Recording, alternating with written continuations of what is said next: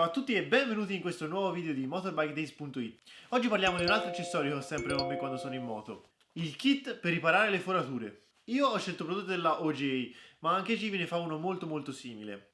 Anzitutto, perché un kit di foratura? Ovviamente l'imprevisto è sempre dietro l'angolo e ci può capitare di forare.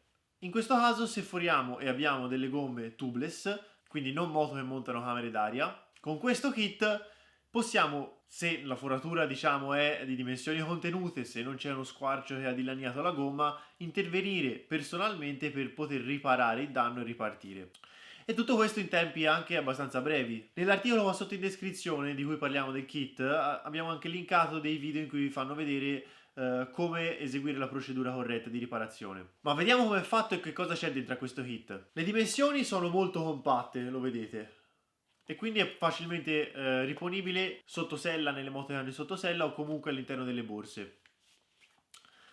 All'interno che cosa troviamo? Allora, troviamo strumenti che ci permettono di pulire il punto in cui il nostro pneumatico è forato, strumenti invece che ci permettono di inserire loro, che sono i vermicelli che ci permettono di andare a tappare la nostra foratura, e qua invece abbiamo altri strumenti che sono bombolette di CO2 che ci permetteranno poi di rigonfiare la nostra gomma, un tubicino di raccordo che ci permetterà di raggiungere facilmente la valvola, una valvola che ci permetterà, una volta connessa a una delle bombole di CO2, di aprire, diciamo, il getto d'aria e rigonfierà la nostra gomma.